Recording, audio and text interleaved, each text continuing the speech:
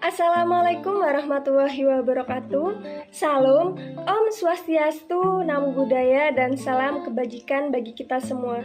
Perkenalkan, nama saya Salsabila Nufitria dengan NIM 210810201033. Di sini saya akan menjelaskan materi mengenai perencanaan keuangan jangka panjang. Di sini saya akan membahas mengenai beberapa submateri. Yang pertama ada pengertian perencanaan keuangan jangka panjang. Yang kedua, tujuan perencanaan keuangan jangka panjang. Yang ketiga, dimensi perencanaan keuangan jangka panjang. Yang keempat, model perencanaan keuangan jangka panjang. Dan yang kelima yaitu hubungan kebutuhan pendanaan eksternal dengan pertumbuhan. Untuk materi yang pertama yaitu mengenai pengertian perencanaan jangka panjang. Nah, perencanaan keuangan sendiri merupakan cara untuk mencapai tujuan keuangan. Rencana keuangan ini berisi pernyataan tentang apa yang akan dilakukan pada masa yang akan datang.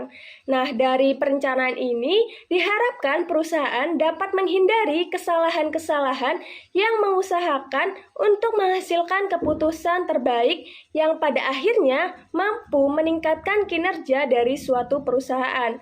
Nah, perencanaan keuangan jangka panjang sendiri merupakan suatu perencanaan untuk setiap keputusan keuangan perusahaan dalam rangka mempertimbangkan efek jangka panjang terhadap tujuan yang ingin dicapai. Nah, biasanya kurun waktu mencapai tujuan dari perencanaan jangka panjang ini berkisar dari 2 sampai 5 tahun bahkan lebih. Nah, contohnya yaitu memenuhi aset perusahaan, rencana ekspansi, menambah cabang perusahaan, dan lain sebagainya. Nah, adapun elemen kebijakan keuangan perusahaan yang pertama, investasi dalam aktiva baru yang dibutuhkan perusahaan. Yang kedua, tingkat leverage keuangan yang akan dilaksanakan perusahaan. Yang ketiga, jumlah kas yang diperlukan untuk membayar pemegang saham. Yang keempat, jumlah likuiditas dan modal kerja yang dibutuhkan untuk menjamin keberlangsungan operasi perusahaan. Untuk materi yang kedua yaitu tujuan perencanaan keuangan, yaitu yang pertama ada examining interaction atau mempertimbangkan interaksi atau hubungan. Nah, rencana keuangan harus merancang suatu hubungan yang eksplisit antara berbagai usulan investasi untuk aktivitas operasi perusahaan yang berbeda-beda dan alternatif pendanaan yang tersedia bagi perusahaan. Yang kedua ada exploring option atau mengeksplor berbagai pilihan.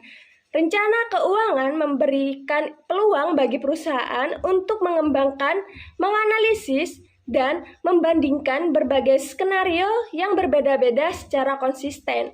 Yang ketiga ada avoiding surprise atau menghindari kejutan, terutama kejutan yang memiliki dampak buruk.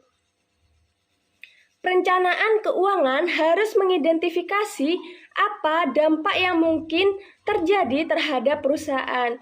Nah, jika suatu perusahaan tersebut mengambil suatu keputusan tertentu, kemudian perusahaan juga perlu untuk mengidentifikasi jika terjadi kondisi yang berbeda dengan yang diasumsikan pada awal perusahaan. Yang keempat, ada ensuring feasibility and internal consistency atau memastikan kelayakan dan konsistensi internal perusahaan. Perencanaan keuangan tidak hanya mampu menjelaskan berkaitan antara berbagai tujuan yang berbeda, tetapi juga mengupayakan adanya penyatuan struktur untuk pencocokan tujuan keuangan. Memasuki materi yang ketiga yaitu mengenai dimensi perencanaan keuangan jangka panjang. Nah, di sini ada 2 dimensi, yaitu yang pertama ada planning horizon, merupakan dimensi pertama yang harus ditetapkan oleh pihak manajemen dalam proses perencanaan. Yang kedua ada aggregation atau usulan investasi yang lebih kecil dari masing-masing unit operasi perusahaan yang dijumlahkan menjadi satu proyek besar. Memasuki materi yang selanjutnya yaitu mengenai model perencanaan keuangan jangka panjang. Yang pertama ada proyeksi laporan keuangan, merupakan laporan yang memperlihatkan jumlah dana yang diperoleh untuk membiayai pembelian aset yang diperlukan, memproyeksi dana yang bisa dihasilkan dari dalam perusahaan, dan menghitung variabel penyeimbang. Nah, proyeksi laporan ini terdiri dari berbagai bagian, yaitu yang pertama ada sales forecast, yang kedua perform statement, yang ketiga asset recruitment, yang keempat financial recruitment, yang kelima plug, yang keenam economic assumption. Yang kedua ada pendekatan persentase penjualan. Nah, pendekatan yang melibatkan dua metode perencanaan keuangan, manajer harus memutuskan jenis pembiayaan yang akan digunakan untuk menyeimbangkan neraca, yakni metode neraca proyeksi dan metode rumus. Pada pendekatan presentasi penjualan yang perlu diperhatikan yaitu neraca, laporan posisi keuangan, dan laporan laba rugi. Kedua metode ini memperlihatkan beberapa perkiraan berubah langsung dengan berubahnya penjualan perkiraan spontan. Beberapa perkiraan berubah secara tidak langsung dengan berubahnya penjualan atau perkiraan non-spontan, dan beberapa perkiraan tidak berubah sama sekali atau non-spontan.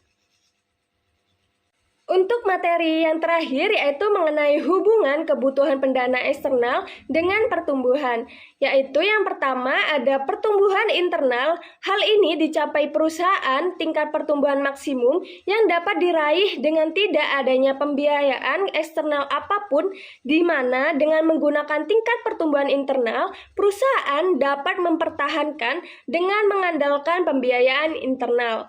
Nah, di sini juga ada rumus dari tingkat pertumbuhan internal yaitu ROA kali B dibagi 1 min ROA kali B, di mana ROA merupakan laba atas aset atau return on asset, dan B sendiri merupakan rasio retensi, yaitu rasio yang melihat dana ditanamkan kembali ke perusahaan. Yang kedua ada tingkat pertumbuhan berkelanjutan atau sustainable growth rate, yaitu tingkat pertumbuhan berkelanjutan merupakan pertumbuhan maksimum perusahaan tanpa menggunakan pendanaan modal sendiri yang bersumber dari luar perusahaan dan tetap mempertahankan rasio utang terhadap modal sendiri. Adapun rumus dari tingkat pertumbuhan berkelanjutan yaitu ROE kali B dibagi 1 min ROE kali B. Sekian penjelasan dari saya, kurang lebihnya saya mohon maaf. Wassalamualaikum warahmatullahi wabarakatuh.